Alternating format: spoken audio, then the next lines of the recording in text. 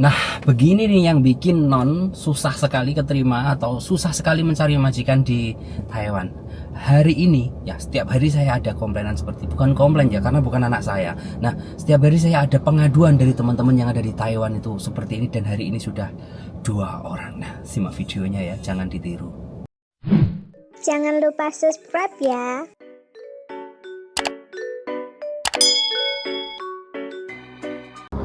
Oke, kasus pertama dari Mbak Mamol, sebut aja Mamol ya. Dia curhat seperti ini dan sempat telepon juga ya. Nah, ini saya kasih tahu ceritanya seperti ini. Nah, saya rencananya mau putus kontrak. Ini Mbak Mamol ini TKW atau PMI yang bekerja di Taiwan. Dia non, dan di sana baru 1 tahun ya. Jadi dia non. Nah, saya ceritanya gini, dia baru 12 bulan di sana. Potongan baru selesai. Kemudian majikan itu ngelaporin saya ke 1955, katanya, nggak tahu apa yang dilaporkan ya. Katanya minta ganti rugi. Gimana ya? Minta ganti rugi karena mbaknya nggak mau kerja.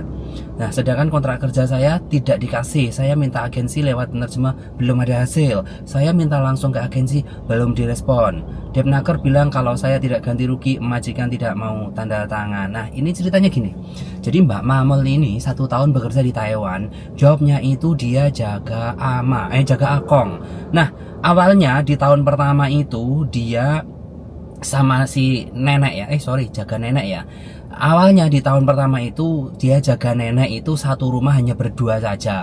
Sedangkan anak-anaknya tinggal agak jauh dari si kakek ini, si nenek ini. Tapi karena neneknya sakit-sakitan, akhirnya nenek dipindah ke tempat anaknya. Nah, setelah dipindah ke tempat anaknya, akhirnya mbaknya ini kan ikut ke sana juga ya untuk merawat si nenek ini. Tapi karena di sana ada anaknya, otomatis pekerjaan mbaknya ini juga berkurang lah untuk menjaga nenek. Tidak seperti dulu, yang dulu enakan santai main HP, bebas live scroll TikTok dan lain sebagainya. Sekarang nggak bisa sebebas itu, dan sekarang dikasih lah tambahan. Biasalah kalau kita di rumah majikan seperti itu, pekerjaan kita nggak terlalu berat, jaga nenek. Biasanya kan kita bersihin rumah, masak dan lain sebagainya ya, tasau kan ya. Nah, mbaknya ini disuruh tasau, nggak mau, katanya itu bukan job saya gitu ya. Tasau itu bukan job saya, job saya itu jaga nenek gitu ya, jaga nenek saja gitu. Akhirnya adalah perdebatan sama majikan karena mbaknya juga nggak mau gini. Akhirnya mbaknya minta putus kontrak, minta pulang gitu ya. Nah, saat minta pulang, majikan minta kompensasi, minta denda gitu ya. Kenapa minta denda ya? Majikan bilangnya, saya tuh rugi ngambil kamu ya.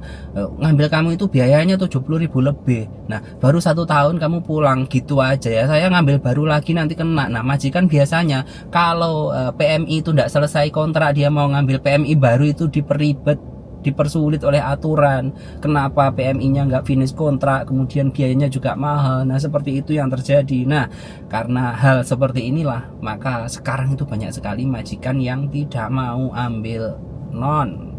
Ya nggak tahu gimana ya, kok seperti ini. Banyak teman-teman yang mentalnya seperti ini, kerja di kita jangan loh karena keenakan scroll TikTok mungkin ya. Nah, ada satu lagi. Nah, yang satu lagi ini juga hampir sama ya. Jadi mbak ini juga nggak betah bekerja di Taiwan. Dia ingin pulang.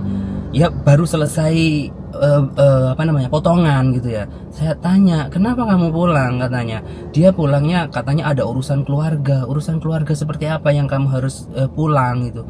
Ternyata dia nggak betah juga, nggak kerasan gitu ya. Dan sama majikannya juga ingin mendenda dia karena dia ingin pulang, belum waktunya pulang dia udah mau pulang gitu ya.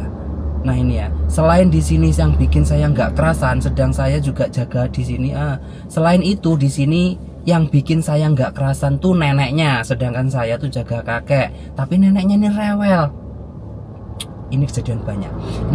Saya ceritakan teman-teman semuanya. Banyak sekali job-job Mbak PMI itu yang di Taiwan itu jaga kakek, ya nggak? Di sana masih ada nenek.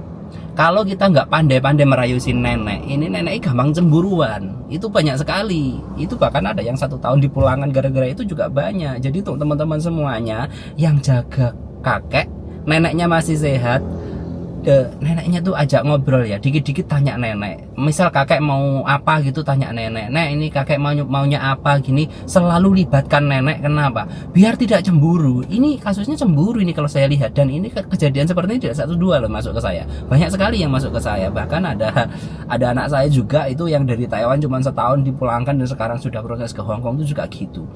Jaga kakek, di sana ada neneknya cemburu. Ini sama kasusnya begitu. Dia udah lapor 1955, dia ini kemudian dia ingin pulang tapi dipersulit lah sama majikan. Iyalah Mbak, baru ada setahun gitu ya. Jadi hal-hal seperti ini yang mungkin kurang ditanamkan di PT itu ya. Jadi PT sekarang itu kan banyak yang bebas. PT yang sekarang tuh BLK-nya kan yalah les kono-kono yang penting berangkat, itu banyak sekali ya. Mentalnya itu kurang dipersiapkan, makanya banyak anak-anak sekarang belum ada setahun ngeluh, belum ada ini pengen pulang, itu banyak sekali. Dan efeknya ternyata domino ya. Jadi efeknya itu ke temen-temen non yang mau ke Taiwan itu sekarang agak susah nyari job. Tapi efek positifnya itu ke teman-teman yang X itu nyari job gampang ke Taiwan. Jadi ya seperti Mbak ini misalnya ya, ini proses di tempat saya. Hari ini daftar, hari ini medical, 3 hari keluar hasil medicalnya fit, kita pasarin, 3 hari kemudian langsung dapat majikan, interview sama majikan, ngobrol sama majikan, kita proses datanya 2 bulan langsung terbang, dan sekarang sudah di Taiwan. Di Taiwan pun dia non, dan kalau dia kalau dia non pasti sekarang udah ngeluh, katanya gini, majikan saya tuh baik Pak, tapi ya kadang-kadang ama tuh malam sering bangun, sering gini. Itu kalau non pasti dia udah rewel ya, enak, karena sudah terbiasa di Indonesia main scroll TikTok seperti itu ya. Jadi untuk teman-teman, mungkin untuk BLK yang ada di Indonesia ya, sebelum mbak-mbak PM ini berangkat mungkin harus digembleng lagi mentalnya ya. Seperti tujuannya, mentalnya diperkuat lagi ya. Jangan ada anak pengen daftar ke Taiwan langsung kita kejar tanpa kita mau mendidik mentalnya. Yang terjadi seperti ini, mereka ternyata belum siap total bekerja dengan orang di Taiwan, dengan majikan seperti itu ya. Dia pikirnya seperti yang dilihat di media sosial tuh enak-enak aja gitu, padahal faktanya enaknya ya cuma sehari waktu di foto profil sama di video TikTok aja.